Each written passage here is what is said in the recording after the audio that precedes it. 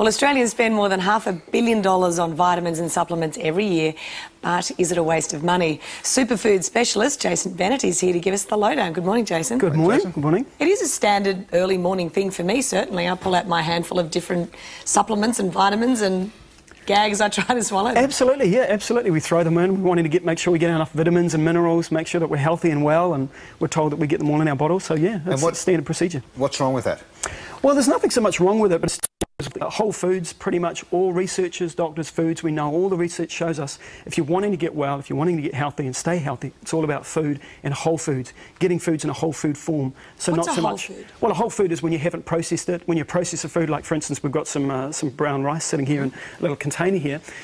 With brown rice, you can take off the outer husk and you end up with just the white rice inside, which is just the starchy part. You take all the B vitamins, the good nutritional aspects and the bran, all those parts of the fibre that feed the prebiotics and probiotics in the bowel, all those aspects that the body needs, we actually take off part of that food and we just eat the other part, which is kind of more yummy. You're chucking away the good part. Chucking away the good part, yes. So highly processed, rancid, acidic foods, things that have been gone through and overly heated and overly processed and put in bottles or packets and left on the shelves for months and months. And you kind of cured yourself, didn't you? I did, yes. Through this process. I did. I was a severe asthmatic right through when I was younger, in my 20s, and it was 20 years ago. I cured my asthma, my bowel problems, my digestion, my skin health. I had skin problems. Went through a lot of changes, changing my diet, take a lot of superfoods, spirulinas, chlorellas, things like that, you know, really good quality, good foods. Whole foods, based my diet around fruits and vegetables and nuts, seeds and whole grains and legumes, and my diet, my health completely transformed. Do you eat meat? No.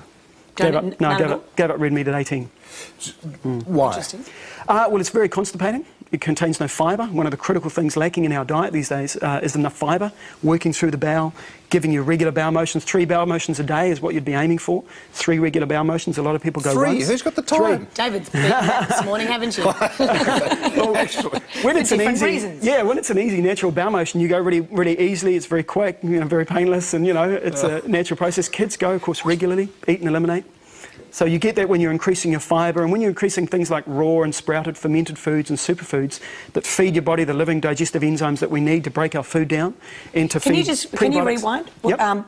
Sprouted and fermented. Yes, okay, so fermented, all traditional cultures around the world, whenever you look at any culture around the world, particularly with the longevity studies of people who live long, healthy lives, their diets are generally always got a good amount of fermented foods, and it could be sauerkraut or yogurts or apple cider vinegars or misos, you know, from the Asian countries, tempehs, things like that, natto misos. Tofu? Tofus, yeah. Well, tofu's not quite fermented, but it is soaked and processed, yes, so tofu's a good food in that sense.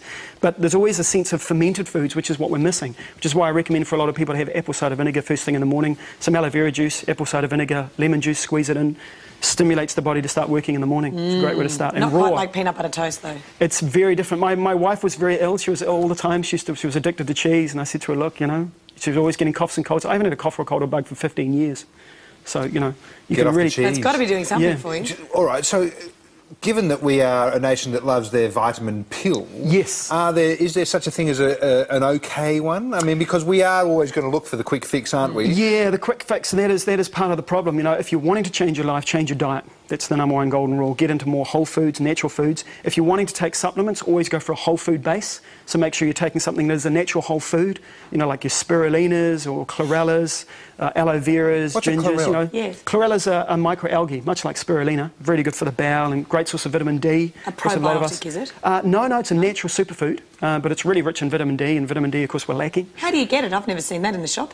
Oh, you just, health food stores and selected pharmacies and things. How does it come? Just in a bottle. Oh. Yeah, it's a superfood, but it tastes pretty rough, so most people mix it up with some banana and fruit juice or something. So you're saying in the morning, you know, with your blender or your superfoods or anything like that. Yeah. But yeah, always making sure you're getting whole foods. And if you're worried about what you're taking, or, you know, look at the ingredients in the bottle. And a lot of the bottles will say vitamin C or whatever it is, but in terms of where it comes from, that's when you really want to start asking questions. Do you get what you pay for, though, with vitamins? You do get what you pay for to a certain degree, but also there's an element of marketing, you know. I mean, you know, there's, for instance, calcium, the raw ingredients in calcium, hydroxyapatite is cow bone, and calcium carbonate and citrate is generally processed rock. So, you know, are humans designed to absorb rocks? Well, not so much. Rock, yeah, either rock, limestone or chalk, processed. So if you're wanting to actually absorb your calcium, get it from foods or get it from seaweeds, get it from somewhere where you can really absorb it. Because calcium absorption is to do with so much in the body, you know. Oh, yeah, Yes. it begs a question about digestion. You Exactly, know, if exactly, your yeah. digestive system's not operating, you're not actually getting the best out of what Exactly. you're The eating. best way to get your digestive system working again is going back to your raw foods, your sprouted foods, your fermented foods, start to stimulate, because the digestive system is based in, you know, your intestines, and your immune system is 70% based there as well. So if your digestive system and bowel are not working regularly, your immune system doesn't work, then you get sick all the time. Yes, and I guess a lot of these vitamin pills, they're massively potent, Yes. but we're not hanging on to them, are we? Exactly. Do we go out into nature and go, oh, I'll have 2,000 milligrams of vitamin C leaf? Or do I have a calcium apple? No, we don't, do we? Just You know, quick- we get a small amount with all the nutrients working together. So just quickly, you touched on it before. What are we lacking Yeah. generally in terms of vitamins? Well, some of the key things, iron. Most women are lacking iron. Obviously, menstrual cycles, you lose your iron, childbirth, things like that. Stress runs down iron. Processed foods will suck iron out. And most synthetic iron supplements are very hard for the body to absorb. So good ways to get iron is to make sure your digestive system's working well. Eat less overall. Most of us eat too much, and that will also damage your intestines, which will then make it harder for you to absorb iron and calcium. So molasses is a great source of iron. Spirulina, good quality spirulina. Broccoli, spinach, almonds, tofu, you know, lots of good sources. My son and I've got a 20-year-old, and we went along to give blood recently, and they pricked our thumbs, and the woman came back after checking the iron levels, and she said, "We can't believe your iron is through the roof. It's so healthy. Have you just had a steak?" And I laughed, you know. I said, "I haven't had a steak for 20 years.